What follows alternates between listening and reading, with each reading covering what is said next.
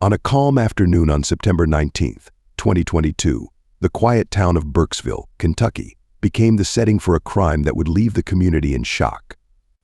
Michael Harding, a 53-year-old man known for his friendly demeanor and willingness to help others, agreed to meet someone at an empty house to repair an air conditioning unit. It seemed like just another routine job for Michael, a skilled repairman who had recently relocated to Tennessee. But when he stepped into the house, unaware of the danger awaiting him, his life took a tragic and fatal turn. Michael Harding was a man who had built his life around service and hard work. A veteran with a strong sense of duty, he had transitioned from military life to running a successful air conditioning repair business.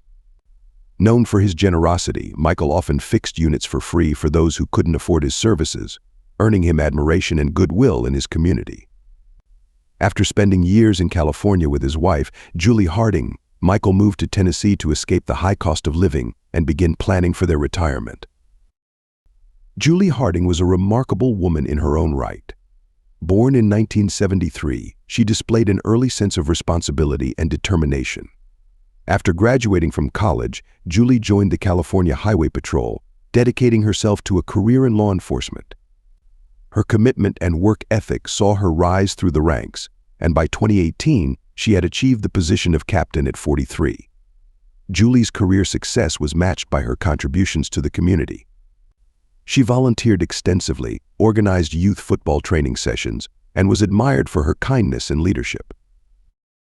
However, beneath the surface of their seemingly perfect lives, cracks had begun to form. The couple's marriage faced challenges as Julie's demanding career often kept her in California, while Michael settled into life in Tennessee. The distance strained their relationship, and by late 2021, they had begun divorce proceedings. Though friends described the separation as amicable, it was clear that their bond had eroded over time. Michael adapted quickly, immersing himself in his new community and even starting a relationship with another woman. Then, in September 2022, events took a dark and unexpected turn. On September 20th, Michael mysteriously disappeared. Friends and family grew concerned when he failed to show up for a wedding where he was supposed to be the best man. His fishing buddies mentioned that Michael had planned to pick up a tuxedo but never made it. A week later, on September 27th, Michael's body was discovered in an empty house for sale in Burkesville, Kentucky, several miles from his Tennessee home. The gruesome discovery was made by a real estate agent and two potential buyers, who were immediately struck by a foul odor upon entering the property. Investigating further, they found Michael's lifeless body, riddled with gunshot wounds, lying in the house. Authorities quickly determined that his death was a premeditated murder. The crime scene presented more questions than answers. Why was Michael at the house, and who could have harbored such animosity toward him? Julie Harding, though devastated by the news of her husband's murder, chose to remain in California, focusing on her duties as a captain in the Highway Patrol. Her stoic demeanor and decision not to travel to Tennessee or Kentucky raised some eyebrows, but colleagues attributed it to her professionalism and resolve. Meanwhile, investigators launched a complex, multi-state investigation, combing through Michael's personal and professional life for clues. On December 8, 2022, after 3 months of relentless investigation, authorities made a shocking arrest. Thomas Francis O'Donnell, a 60-year-old man with a criminal history, was apprehended at Sacramento International Airport in California. O'Donnell, a native of Napa, California, had been living in Houston, Texas. His past included restraining orders filed by an ex-girlfriend for violent behavior, yet there was no apparent connection between him and Michael Harding. The lack of a clear motive puzzled investigators and added another layer of complexity to the case. On the same day, another arrest shocked those following the case.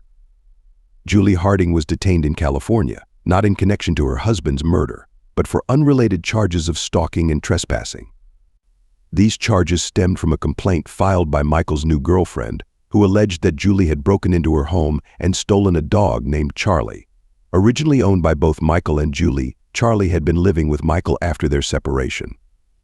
Following Michael's death, his girlfriend kept the dog but claimed that Julie had entered her home without permission to take him back. Security footage from October 10, 2022, revealed Julie approaching the girlfriend's front door, calling for Charlie, and eventually pushing the door open to retrieve the dog. A few days later, on October 13th, the girlfriend filed another report, stating that she felt stalked by Julie and feared for her safety. She also reported unauthorized access to her Netflix account, with a new profile named Julie mysteriously added. Though Julie was released shortly after her arrest, the revelations painted a troubling picture. The once respected law enforcement officer now found herself embroiled in controversy. For many, the idea of Julie committing such acts was inconceivable, but the charges raised questions about her state of mind and possible motives. As investigators worked to unravel the connections between Julie, Thomas O'Donnell, and Michael's murder, the case took yet another shocking turn. The quiet town of Burkesville, the bustling city of Sacramento, and the rolling hills of Tennessee became interconnected in a web of betrayal, obsession, and violence. What began as a routine air conditioning repair ended as a tragic tale of love, loss, and unresolved questions, leaving the Harding family and the community searching for justice and closure. On December 10th, just 2 days after her release, a distressing call was made to the Vienna, Tennessee police. That morning, a postal worker stumbled upon the lifeless body of 49-year-old California Highway Patrol Captain Julie Harding at the end of a long driveway leading to her residence. Julie, who had been vacationing at her Tennessee home, was tragically found in the garage, the apparent victim of a gunshot wound. Authorities immediately launched a thorough investigation, searching the property for clues. Among the findings was a cryptic note left by Julie that read, "Michael, I guess you still won." Initial assessments by investigators found no evidence suggesting Julie was the target of an attack, prompting speculation that she may have taken her own life. Media outlets quickly echoed the police's theory, though they emphasized the investigation was ongoing and no conclusions had been drawn. The circumstances of Julie's death remained shrouded in mystery, leaving lingering questions about whether it might be connected to the unfolding case involving her estranged husband, Michael. The police offered a plausible narrative. Julie, burdened by guilt and fear, had hired a hitman to kill Michael during their contentious divorce proceedings and, unable to face the consequences, took her own life. This theory gained traction after friends of Michael revealed that, just a week before his death, he had confided fears that Julie might harm him. However, those close to the couple, including a longtime friend named John, presented a more nuanced perspective. John, who had known Michael for nearly 15 years, described him as a loyal and generous friend who had supported him through personal struggles. Yet John also painted a starkly different picture of Michael as a partner, revealing a history of infidelity and allegations of assault. Over the years, Michael's life had unraveled due to financial troubles and failed business ventures.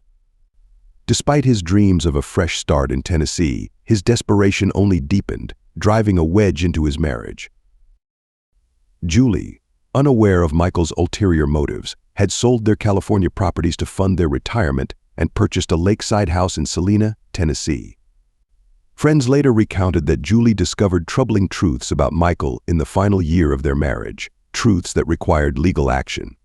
These revelations fueled her decision to file for divorce in May 2022, marking the start of a series of tragic events. On May 23, 2022, Julie made an uncharacteristically large withdrawal of $102,000 from a bank. This transaction was carried out in secret, without the knowledge of her husband, Michael. The next day, May 24th, she withdrew an additional $47,000 from another bank in Salina, Tennessee. These suspicious financial activities raised eyebrows during the investigation, suggesting a premeditated effort to secure funds for an undisclosed purpose. It wasn't until investigators delved deeper into her and Thomas's communications that a clearer picture began to emerge. Investigators uncovered that Thomas had been using a burner phone, activated on August 29, 2022, specifically to contact Michael. This phone, distinct from his regular device, played a central role in the crime. Communication records revealed that between July 1st and September 8, 2022, the burner phone was used to make an astounding 194 calls, primarily to Michael, with some calls tied to a number associated with a vacant property. On September 17th, call logs showed multiple contacts between Thomas and a phone signal traced near Julie's residence in California, strongly suggesting an in-person meeting. Further investigation revealed that on September 18th, Thomas traveled to Nashville, Tennessee, as evidenced by his cell phone signal. By the following day, September 19th, the burner phone became active again, with frequent exchanges between Thomas and Julie. This series of communications culminated in a message from Thomas to Michael, luring him to a vacant house in Kentucky under the pretense of needing air conditioning repairs. Michael, unaware of the trap, agreed to meet Thomas at the property, coinciding with a planned visit to a nearby Kentucky town to pick up his best man's tuxedo. The question of how Thomas accessed the vacant house was critical to the case. Detectives discovered that the property, listed for sale, had an electronic lock installed to facilitate viewings by real estate agents. Posing as an agent with interested buyers, Thomas contacted the real estate company, successfully obtaining the password to the lock. Surveillance data later confirmed that Thomas had scoped out the house earlier in September to ensure it was unoccupied. On September 19th, he used this information to lure Michael to the property, where he was brutally murdered. While the chain of events seemed straightforward on the surface, solving the case required intricate detective work and the expertise of the FBI's technical team. Analysts meticulously pieced together evidence from phone records, surveillance footage, and Thomas's known movements. Once Thomas activated the burner phone, he carried it almost constantly, allowing investigators to trace his activities with precision. Signal data showed that Thomas had traveled extensively in the weeks leading up to the crime, including visits to the Blackhawk Casino in Colorado, Tulsa, Oklahoma, and Fort Smith, Arkansas. Each location matched the burner phone signal, further corroborating his involvement. On September 19th, surveillance cameras captured Thomas's Toyota Tundra passing through Burkesville, Kentucky, at 12:55 p.m., just hours before Michael's death. The burner phone's signal mirrored these movements, placing Thomas at the vacant house from 4:49 p.m. onwards. 2 months later, on November 29th, Thomas's behavior raised further suspicions when he was seen driving near Julie's California home. In a calculated attempt to avoid detection, Thomas drove back and forth between a community service center parking lot and Julie's residence multiple times before finally parking. Phone records confirm that Thomas spent nearly 7 hours at Julie's home that day, solidifying the connection between them. The investigation deepened when detectives searched Julie's office, uncovering Valentine's Day and birthday cards signed with the initials RAB, a nickname linked to Thomas. This discovery, coupled with surveillance evidence and phone records, painted a compelling picture of their collaboration. While Julie's apparent suicide complicated the case, authorities believed she played a pivotal role in orchestrating the events leading to Michael's death. Thomas now faces charges of first-degree murder, but without direct evidence from Julie, his defense could exploit gaps in the prosecution's case. Despite this, the case underscores how modern technology can unravel even the most meticulously planned crimes. Advances in forensic and digital analysis enabled investigators to connect Thomas to a web of deceit that spanned multiple states, all without direct DNA evidence. Ultimately, the story of Julie, Michael, and Thomas is one of betrayal, greed, and tragic consequences. Julie and Michael's once stable lives unraveled in the face of emotional and financial pressures, culminating in a murder that shocked those who knew them. As Thomas awaits trial, the lingering question remains whether he will confess his true motives or continue to shift blame onto Julie, who is no longer able to defend herself. This chilling case serves as a stark reminder of how fragile even the most carefully constructed lives can be, especially when emotions, secrets, and greed collide in deadly fashion. Thank you for listening to True Crime Pulse. Share your thoughts on the story, like and subscribe to the channel. Until next episode, when we bring you more crime stories, stay safe.